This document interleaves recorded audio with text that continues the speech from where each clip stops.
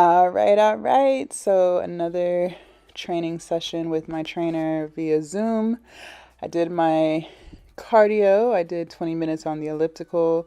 I've been moving at a faster pace this past week doing the elliptical, and then I did my mobility stuff. And yeah, so okay, so the shoulder flies that you guys see me doing here, these were horrible. So, so I started with 15s. I think he had me doing them for 45 seconds and then dropped down to 10-pound dumbbells. Same thing for 45 seconds and then dropped down to 5-pound dumbbells, 45 seconds. So a drop set with no break. The only break was me switching out my dumbbells. These were terrible. It felt like needles in my shoulder. And so we end up doing 3 sets of these, but after each other thing. So this is this first set here, and then I touch them again midway through the workout for set number 2 of dumbbell shoulder flies. I hope that makes sense.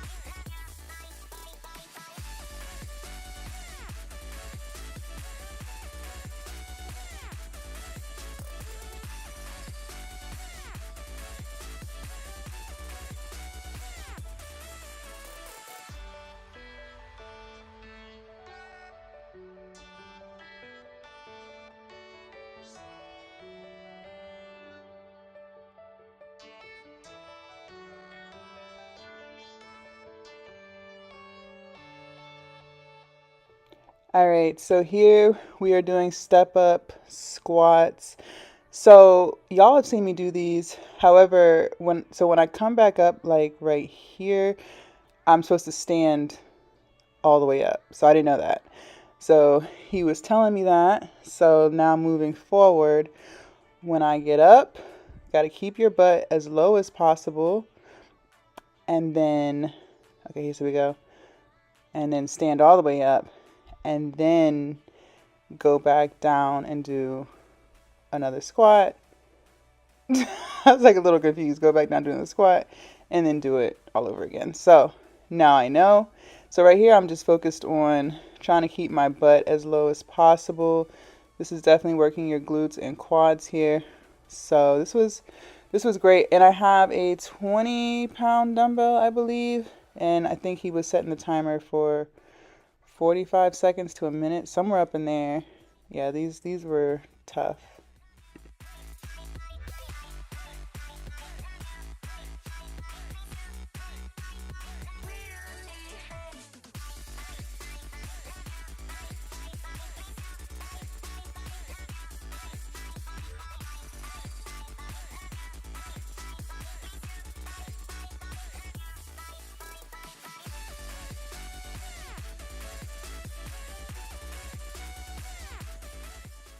All right, and then I supersetted the stand-up squats with these banana crunches.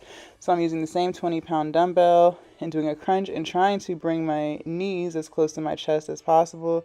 These were really, really terrible. He had me do 20. Yeah, these were really hard. I could not do 20 straight. Like, I was trying so hard not to stop, but the burn is crazy. I never did these on my own. I only ever did these with him years ago. So this is definitely a great ab workout for sure.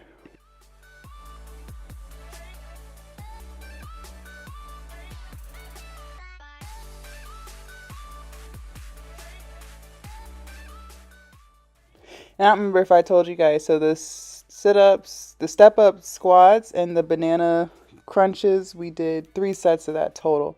So now I'm doing some lawnmowers. These are like dumbbell rows, but he called them lawnmowers because it's kind of like you're starting a lawnmower. I'm using a 45-pound dumbbell and trying to keep the motion slow and controlled.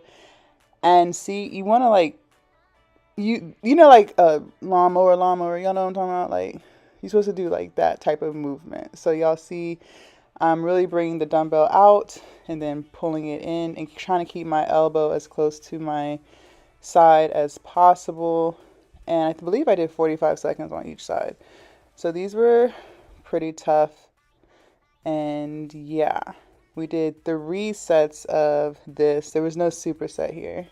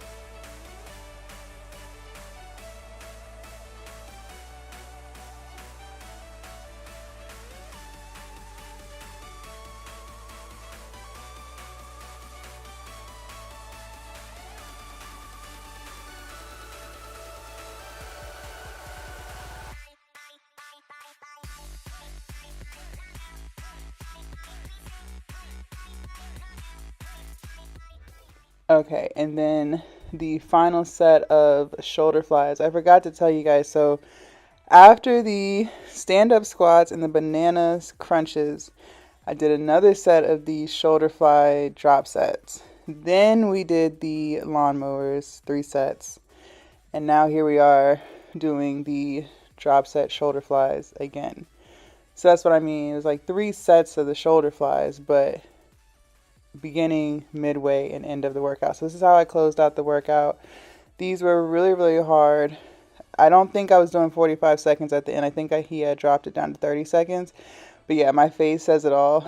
And when I was done, he was like, "Yeah, maybe don't hit shoulders tomorrow. Give your shoulders a break." I was like, yeah, duh."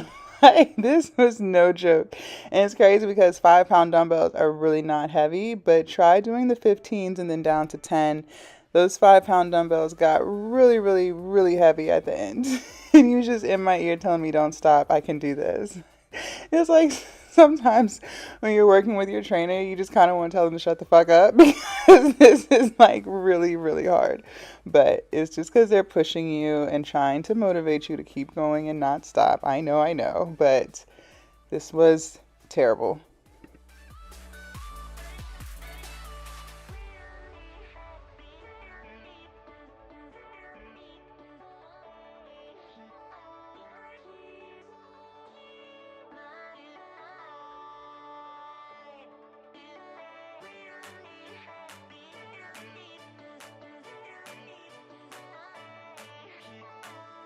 All right, you guys. So that concludes today's workout. Oh man, that was crazy. That felt great though. Great workout. Those shoulder flies, that shit was hard as fuck. That shit was hard. And I'm trying to think what else we did. Oh, let's pull up the stats, shall we? So when I did my mobility stuff before I got on the Zoom call with my trainer, let's see, I burned 500 calories doing all that stuff. Working on push-ups, pull-ups. I did the elliptical for 20 minutes, burned 275 calories, and then did the workout with my trainer, burned 662 calories. So altogether so far, I've burned 1,700 calories. Woo, honey. That's what I'm talking about. Now that's how you work out. Especially because we took yesterday off from any type of lifting. So that's great. I'm really like I told y'all before, I'm really trying to appreciate the rest days. Even though I do love working out, I've noticed that because sometimes it's like mental, not necessarily physical. Like sometimes I physically feel fine. Like yesterday, I physically felt fine. But mentally, I was just a little overwhelmed to start my morning. It was just a lot going on. And it kind of like affected my mood to even show up to the gym. And most days I have a handle on stuff, but I'm human, and some days I just don't. And I'm working on that. I'm really trying to perfect my morning routine as much as I can. I know things can never be perfect, but I found a YouTube short, and the guy was talking about his morning routine. And I tried it this morning, and it really helped. So he said when he first wakes up, he lists out 10 things that he's grateful for. I did that. I typed mine up on my phone and my notepad. Then he said to send love to 3 people who bother you. I've never done that before. So that right there was extremely different than my normal. And in the process of sending love. It's not like literally sending a text or anything like that. No. At least that's not how I interpreted it. I'm assuming he doesn't mean like send them a text or call. How I interpreted that was to just pray for them. So, asking God to bless people who have hurt me, or people who have disrespected me, or have thrown shade, just something. That was very new. But it's crazy. It really wasn't that hard. And I think that by doing that, you're preparing you're getting ready for forgiveness. I think sometimes like the reason why people bother you is because you haven't truly forgiven them. So, maybe I'm reading too deep into that. I don't know, but that's kind of how I received it. We all may receive things differently. So, doing that, I feel like it's just a step in the direction of forgiving this person for what they've done to you or what they've said to you, like whatever. Because he didn't say that he said people who bother you. So that could mean people who have hurt you, people who have pissed you off, right? People who have stolen from you. Like that could be anything. But the fact that they bother you, the fact that your mood shifts when you think about this person, to me, that means you haven't forgiven them. So, that was a pretty interesting exercise this morning, but it felt good. It felt good. Like, I've never done that before, like I said, so we might start keeping that in there. Then the next thing he said was to be silent for 5 minutes. So I did that. I listen to thunderstorms when I'm asleep. It's just very soothing and relaxing. It puts me to sleep with like the thunder and the lightning and the rain, the heavy rainfalls. So I muted the TV and I just sat in silence. I set a timer because I did not want to accidentally fall back asleep. I did not want to fall back asleep, so I did set a timer just in case. But to just sit in silence, which I do, but not like first thing in the... Well, yeah, no, not first thing in the morning because I still have the noise from the thunderstorm playing. And then I start listening to whatever. So that was nice. And then the last thing was to ask God for guidance. So, I told you guys I've been running out of things to talk about. Which is understandable because we make videos every single day. But yeah, I told you guys the other day, I feel like I'm running out of things to talk about. Nothing has really been on my heart. I think sometimes I think too deep into stuff. I need to work on not being in my head. I'm so quick to be like, well, I already talked about this. I already said this. And then it's like, when I look at other content creators that I watch regularly every day, it's not like they're really saying anything different. They just are speaking what's on their mind. And, sure, it might be the same thing regularly, but yet I still tune in every single day. And it's because I like the person. So, God, I just, ask God, like, what kind of content do you want me to create today? And right before I turned the camera on, it just came to me. Because I started recording, like, before we even hit the gym. I do, like, a good morning video while I'm still at home. I record for my other YouTube channel, Mini Chats. I make a video every day, something motivational, inspiring. So check that channel out if you haven't already. Mini Chats, MINNIE Chats. Or you can just scroll down to the bottom of this channel and you'll see my other channels. But, so I'm constantly speaking what's on my mind every day. But some days, I don't feel like I have anything to say. So, I was just asking God to guide me through the day. But, I don't beat myself up over it if I don't necessarily have something on my heart. I don't want to put too much pressure on myself, because then I feel like it's not authentic, and then it's just like I might as well just turn the camera off. So either way, I got the guidance that I needed. So it was a good morning routine shift. And then one thing that I also started doing too is, like I said, when I'm washing up, brushing my teeth, all those things, when I'm in the bathroom, I would just listen to the noise of the raindrops and the thunderstorm it's on YouTube. I just pull up whatever's live and listen to that. But today and yesterday, I found this girl. I actually subscribed to her channel. Let me see. So it's an audio, and there's like soft music in the background. Let me see if I can pull it up real quick so y'all can see. Okay. Her name is Lavender. Lavendaire. Lavender. And I've been listening to this one video. It's 16 and a half minutes, positive affirmations to change your mindset. And she's literally just reciting affirmations. Now, I'm big on affirmations. I read them. I tell you guys about the app all the time. I read them and say them out loud. But it was something about listening to it that actually made me more at peace, like mentally. So I think I'm going to keep with that, like, just hearing it. Because on the app, I'm reading it and saying it. But on the video, I'm hearing it. And she says it twice, one for you to hear and then the other one for you to say it with her, like repeat it to her, or to yourself really, but just to repeat it. So, I liked that. So that really helps me this morning too, because I'm just really trying to just keep my mind clear. I don't like being in a negative space, and sometimes shit just happens, right? Like I said, we're not perfect. Shit just fucking happens.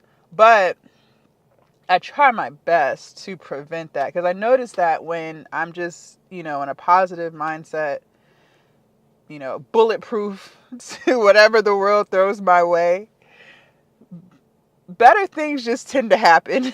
But when I'm carrying around a negative attitude or feeling frustrated or sad, whatever negative emotion, I notice that when I'm feeling that, shit just never goes right. So that's why I try my best to stay in a positive mindset. That's why I'm so big on trying to keep my energy as positive as possible, as often as possible. So it was a great morning routine. I'm going to do it again tomorrow. I ordered a journal off of Amazon. I type stuff on my notepad on my phone, but like to hand write something,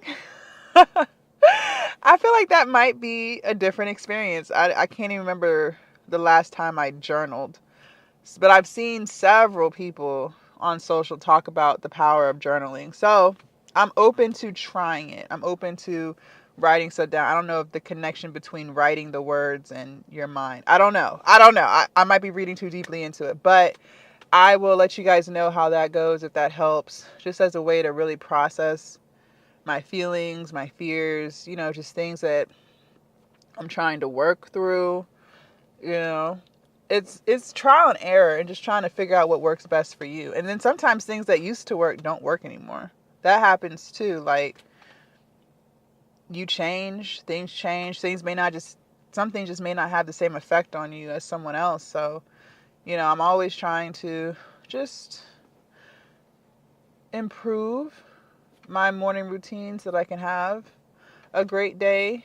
And not every day is perfect, and it's intentional. That's the thing. And I think a lot of people miss that. Like, because I know I never, when I would hear about people having a positive day, I just thought they were born with it. No. No. It's very intentional. And, the more I have positive days, the more I see how intentional I have to be in order to have a positive day. Like, I have to intentionally work out. I have to intentionally eat right. I have to intentionally stay away from toxic people. I have to intentionally stay away from negative content. Like, I'm intentional as much as possible all day long to keep my mind clear and at peace, and not be worried or stressed or anxious or frustrated or angry or bitter.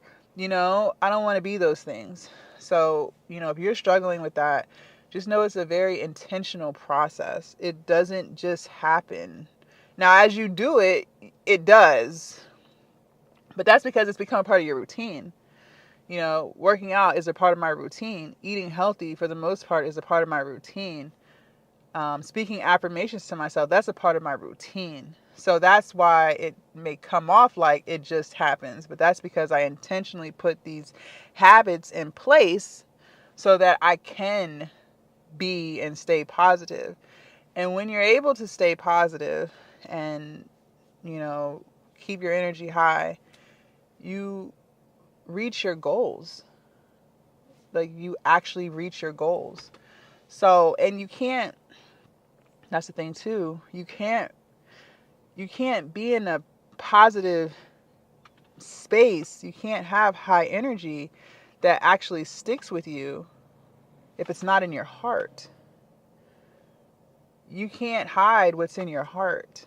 So if your heart is full of anger and rage, you're not going to be able to maintain positive energy daily. You might be able to get away with it 1 or 2 days, maybe a week, but eventually what's in your heart is going to come out. And that's because your heart is not healed. And the reason your heart is not healed is because you haven't gone to counseling. You haven't worked on your mental health. That's why. There's still something holding on to you. So it's still something that has a grip on you, that has power over you. That could have been from childhood. That could have been from a relationship that you were in, a friendship, a situationship. It could be from anything, but there's something in you that you are holding on to that you can't seem to let go of. So you're not going to be able to maintain high energy. And so that's why I liked when I told you the steps that this guy said on YouTube. Send love to 3 people. That's why I interpreted it the way I interpreted it. Send love to 3 people who bother you, because like I said, a few minutes ago, if someone bothers you, I believe that's because there's something you're still holding on to that you haven't let go of. And what I think is the hardest thing to do? The hardest thing, at least for me, let me know in the comments what the hardest thing is for you. But the hardest thing for me, I've gotten better at it, is forgiving people who never even apologized. That is really hard. That is really, really hard. Or they don't even feel like they owe you an apology. So that's what I'm saying. Or they give you a fake ass apology that isn't even genuine. But yet you still have to have the strength to forgive them. And if you don't, that negative energy that you're holding onto is going to weigh you down. And the reason why keeping your energy high and feeling good and positive all the time is so important, because that's what's going to attract things to you. Everything that you want. That's what manifesting is, attracting the life that you want. So attracting the business that you want, attracting the job that you want, attracting the degree that you want, attracting the partner that you want, the friendships that you want. Whatever your goals are, you have to attract that. You ever been around people or know of people, maybe family members, who always have something bad happen to them? Like all the time. Now, don't get me wrong. We all go through stuff. Nobody's life is perfect. We are all going through negative things at some point in time. That's what makes us stronger. But I'm talking about the people who always have something bad happening. One thing after another, after another, after another. Like, it's just a never-ending story. Like, this could go on for years. It's not just like one bad month, or this is just like their life. Like, their life is just full of bad shit. Ask yourself, because I know a few people like that. Ask yourself, and maybe not, but just ask yourself, what kind of person are they? Are they a good person mentally? Like, and when I say a good person, like, are they thankful? Do they treat people with respect? Do they work hard? Are they hard workers? Or are they, more so toxic, negative, lazy, entitled? Like, what kind of person is this that you may know that always is having something bad happen to them? If they're the latter, meaning the person that's just negative, toxic, they can't attract anything good because their energy is not high. And again, I want to repeat, we all go through storms. That's not what I'm talking about. I'm specifically talking about the people whose storm never stops. Like, they've been in a fucking hurricane for years, or, months and months and months, and that's totally different. That's totally different. So, I believe that has a lot to do with it, but you can't treat people with respect if you don't have respect within yourself. And the only way you're going to start to have respect within yourself and love yourself, and how people treat anyone is a reflection of how they treat themselves. So when people are negative like that, it's because that's how they really feel in their heart. They haven't healed. They haven't worked on their mental health. They don't have purpose. They look at the glass as half empty instead of half full. So that's why I think all this stuff is just really important, especially if you're trying to lose weight, because the reason why we overeat, and the reason why we may be overweight or really overweight like how I was, is because you're trying to cover up something. There's something going on. Most people love to eat. There's nothing wrong with that, but to the point where you are accepting the negative consequences that come with loving to eat. That I don't think God wanted that for you. I know He didn't want it for me. It's kind of like, it's like a drug. Like, I'm sure people who are high on meth, I'm sure it's a great time. Like, the feeling of being high, I'm sure it's a great time. Like, I used to love the feeling of being high on weed. Like, I used to love weed. I used to be a serious pothead. Like, that moment of high is probably a great time, because being high on weed was a great time. But the consequences that come from that afterwards, that's not good.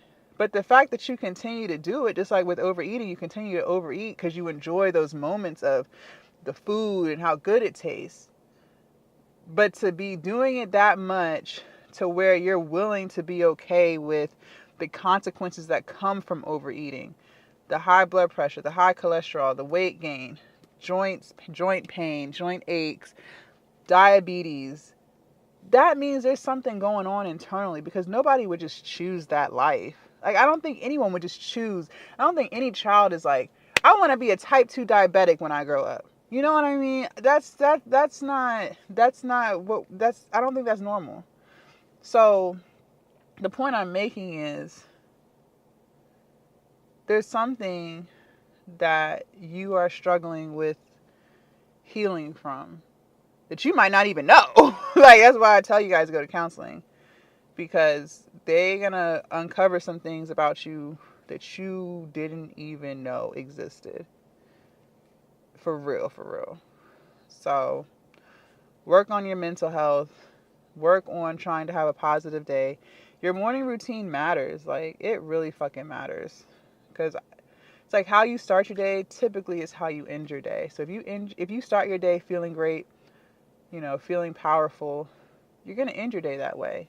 Because whatever stones are thrown at you throughout the day, it's not going to be able to affect you because you're radiating so high. If someone comes and slaps you across the face, yeah, you might be mad in that moment, but you're radiating so high that you're not going to let that be the highlight of your day. You know what I mean? I hope y'all get what I'm saying. But yeah, that's that. We're cooking at some point, y'all. I gotta pull up the recipe. We're gonna cook at some point. We might save it for Saturday, but we are gonna cook and make something really, really healthy. And yeah, you guys want to see what I did yesterday for my workout? Click right here, and I will see you guys tomorrow bright and early for another full body. Bye.